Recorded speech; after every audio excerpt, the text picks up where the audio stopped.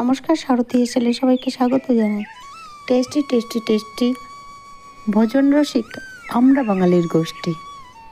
আমার ছোট্ট একটি ক্ষেত আছে, সেই ক্ষেতে আমি ডিমি শাক তুলে নিচ্ছি। দেখো, এইগুলো হচ্ছে ডিমি শাক।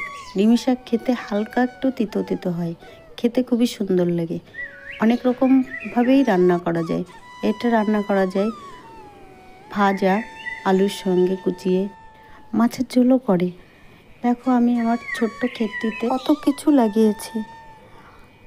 এবার দেখো, আমাদের পথের কাছে কত সুন্দর ফুল ফুটে আছে।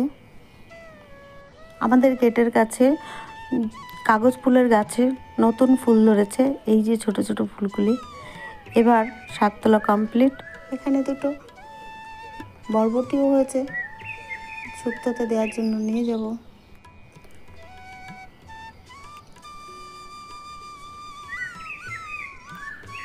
আমি বাড়িতে চলে এসেছি, আমি রান্না বসিয়ে দিয়েছি।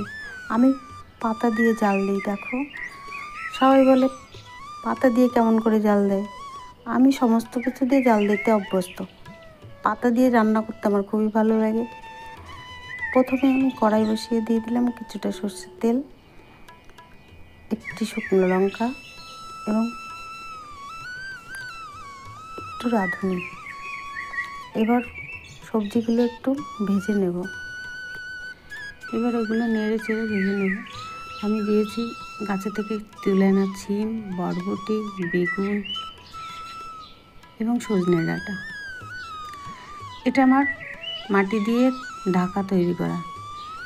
আমি যখন এই সাইডে কিছুই থাকে না তখন এটাকে বসিয়ে দিই, আর যখন থাকে তখন আমি মুখের কাছে ওটা গায়ের তাপ ঠেকানোর জন্য রেখে দিই।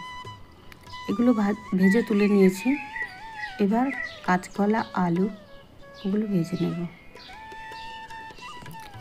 এবার গরম জল করে তুলে রেখেছি। এবার ওটাতে অল্প কিছুটা আমুল দুধ গুলে নিচ্ছি।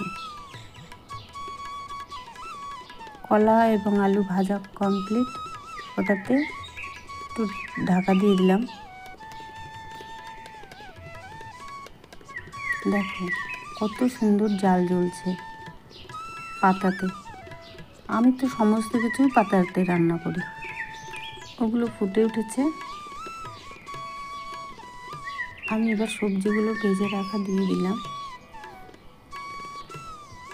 দিয়ে নেড়ে নেব। আর একটু সময় রান্না করে নেব ওটাকে। আর নামিয়ে রেখে কড়াই বসিয়ে ওই যে শাকগুলো তুলে রেখেছিলাম সেই শাকগুলোই একটু কড়াইতে দিয়ে একটু ভাজা ভাজা করে নেব। হালকা ভাজা ভাজা করে নিলে টেস্টটা ভালো আসবে। আমি উচ্ছে দিইনি, ওই শাকের দ্বারাই শুক্তোটা তৈরি হবে। এখান থেকে 10 বছর আগে আমার একটা দিদি, আমাদের বাড়িতে অনুষ্ঠান হয়েছিল, কালী পুজোর অনুষ্ঠান, পরদিন রান্নাটা আমার ওই দিদিটাই রান্না করেছিল এই শাক দিয়ে। তখন থেকে আমার এই শাক দিয়ে খুব ভালো লাগে রান্না খেতে। আমি এই শাক দিয়েই শুক্তোটা করি। আমি যে গরম জলে গুলে রেখেছিলাম আমুল দুধ, সেটা দিয়ে দিলাম। এবার দিয়ে হালকা নেড়ে চেড়েই শুক্তো রান্না কমপ্লিট। এই দেখো, নামিয়ে রেখেছি। আমার তো শুক্তো খেতে খুবই ভালো লাগে। আজকের ভিডিও এই পর্যন্ত। ভিডিওটি শেষ পর্যন্ত দেখার জন্য ধন্যবাদ।